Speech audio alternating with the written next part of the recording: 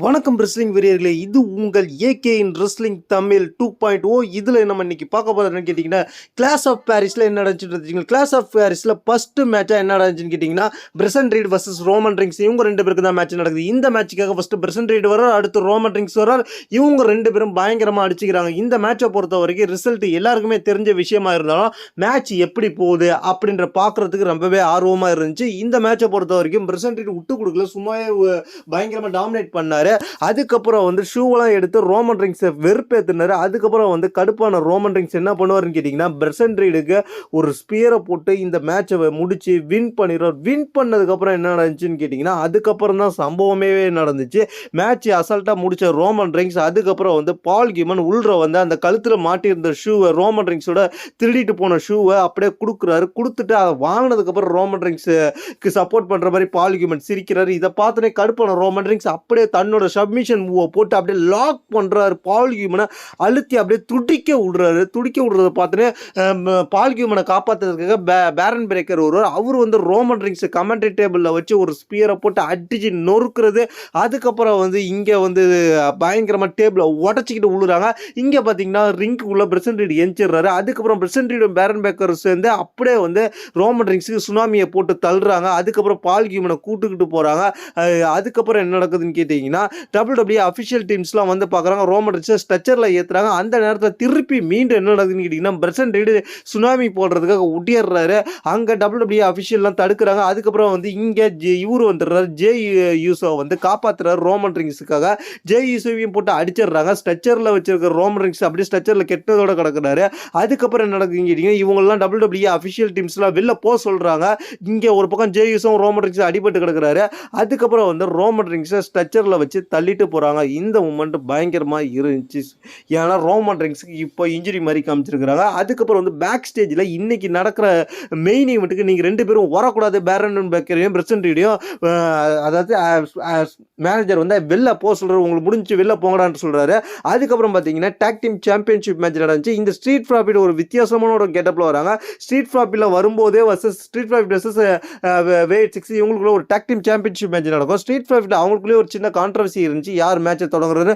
இருந்தாலும் இந்த மேட்சை பொறுத்த வரைக்கும் ஸ்ட்ரீட் ப்ராஃபிட் நல்லாவே பர்ஃபார்மன்ஸ் பண்ணாங்க. வெயிட் 6 டீம் சீட் பண்ணி தான் ஜெயிச்சாங்க.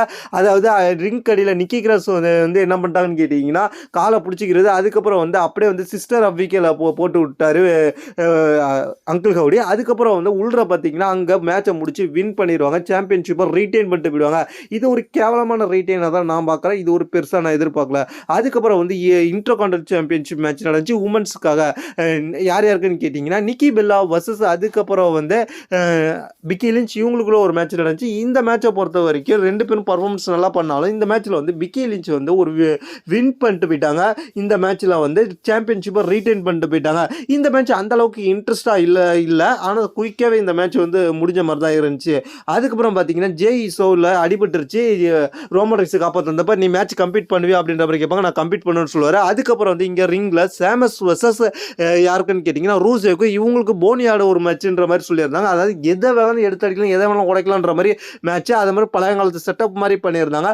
இந்த மேட்சை பொறுத்த வரைக்கும் ஒரு இந்த இதில் இன்னைக்கு கிளாஸ் ஆஃப் பாரிஸில் ஒன் ஆஃப் த பெஸ்ட் மேட்ச்னு கூட சொல்லலாம். அந்த அளவுக்கு இவங்களோட பர்ஃபார்மன்ஸ் கொடுத்துருந்தாங்க. அது மட்டும் இல்லாமல் ரூசே ஒரு கட்டத்தில் கடுப்பாக வர்றாரு. ஏன்னு கேட்டிங்கன்னா, ரூசேவ் டே சான்ஸ் கத்துறாங்க. ரூசேடேன்னு கத்தும்போது கடுப்பாக வர்றாரு. அதுக்கப்புறம் இவங்க ரெண்டு பேருக்கும் பயங்கரமான பவர் ரெஸ்லர்ன்றதுனால பயங்கரமாக காமிக்கிறாங்க.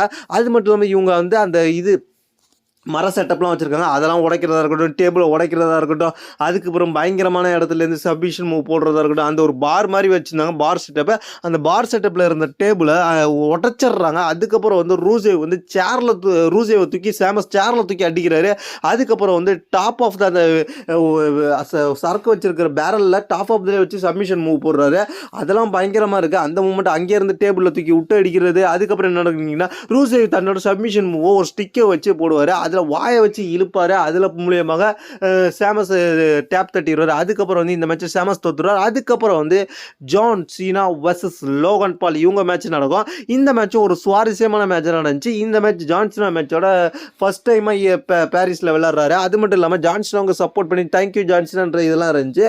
லோகன் பாலும் நல்லாவே பர்ஃபார்மன்ஸ் பண்ணார். லோகன் பால் எப்படி ஹை ஃப்ளேயர் மூவ்ஸ் போட்டாரோ, லோகன் பாலுக்கு ஈடு கொடுத்து ஜான் சீனாவும் ஹை ஃப்ளேயர் மூவ் போட்டார். இந்த மூமெண்ட்லாம் பயங்கரமாக இருந்துச்சு. ஜான் ஜான்சினா எதிர்பார்க்காத மூவ்லாம் போட்டார். ஜான்சினா பழைய ஜான்சினா ஹரிக்கேனா மூவ் போட்டார்.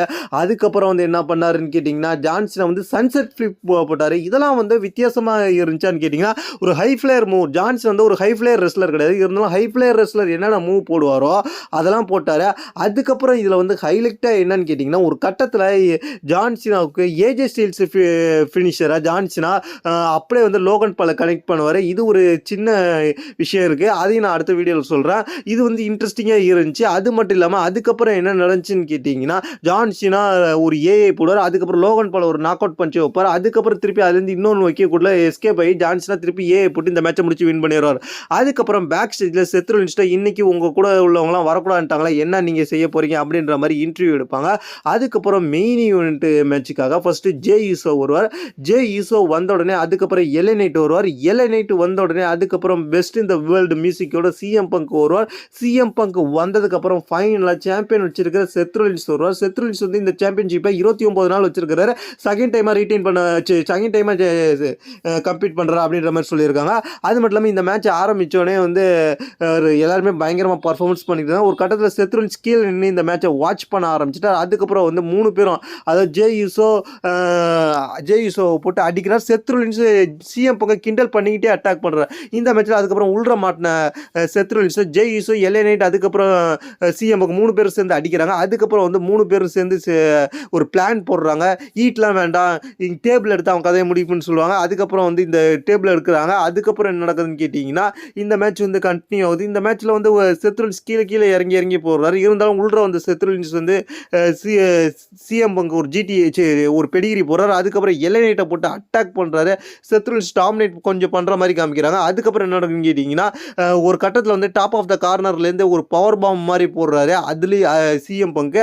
அதுக்கப்புறம் என்ன நடக்குதுன்னு கேட்டிங்கன்னா, எல்ஏ நைட் வந்து சிஎம் பங்கை தள்ளி விட்டுறாரு. அதுக்கப்புறம் வந்து செத் ரோலின்ஸ் கமெண்ட்ரி டேபிளில் படுத்து கிடக்கும்போது எல்ஏ நைட் அந்த மூமெண்ட்டை போடும்போது அதுலேருந்து நவுந்துடுறாரு. அதுக்கப்புறம் வந்து ஜே யூசோக்கு ஒரு பெடிகிரி போடுறாரு செத் ரோலின்ஸ். அதுக்கப்புறம் வந்து என்ன நடக்குதுன்னு கேட்டிங்கன்னா, அதுலேருந்து ஜே யூசோ பின் பண்ணுவார். அதுக்கப்புறம் அதை காப்பாற்றி தடுத்துருவார். அதுக்கப்புறம் செத் ரோலின்ஸ் ஒரு சிஎம் பங்க் ஒரு ஸ்டாம்ப் போடுறார். ஸ்டாம்ப் போட்டுட்டு உன் கூட இனிமேல் நான் மேட்சை விளையாடக்கூடாதுடா, ஏன்னா நீ இந்த கம்பெனியை விட்டு போகணுன்ற மாதிரி சொல்ல. அதுக்கப்புறம் சிஎம் பங்கு ஜிடிஎஸ் போடுவார். 2வது ஜிடிஎஸ் போடும்போது தான் ஷாக்கிங் மூமெண்ட். ஒரு ஆள் பின்னாடியே வந்து சிஎம் பங்க்கு லோ ப்ளோ வைக்கும். அந்த ஆள் யாருன்னு கேட்டிங்கன்னா பிக்கி லிஞ்ச் வந்து சிஎம் பங்க்கு லோ ப்ளோ வச்ச உடனே அந்த இடத்துல என்ன நடக்கும்னு கேட்டிங்கன்னா, செத் ரோலின்ஸ் அதை பயன்படுத்திக்கிட்டு தன்னோட ஸ்டாம்பை போட்டு இந்த மேட்சை முடிச்சு வின் பண்ணிடுவார். இந்த மேட்ச் முடிஞ்சதுக்கப்புறம் சிஎம் பங்க்கு அப்படியே கிடப்பார். செத் ரோலின்ஸும் பிக்கி லிஞ்சும் இந்த மேட்சை செலிப்ரேஷன் பண்ணுவாங்க. இதுதான் இந்த கிளாஷ் ஆஃப் பாரிஸில் நடந்துச்சு. இதை பற்றி உங்களுடைய கருத்து என்னன்றது கீழே உள்ள கமெண்ட்ஸ் பண்ணுங்க. தேங்க்ஸ் ஃபார் வாட்சிங்.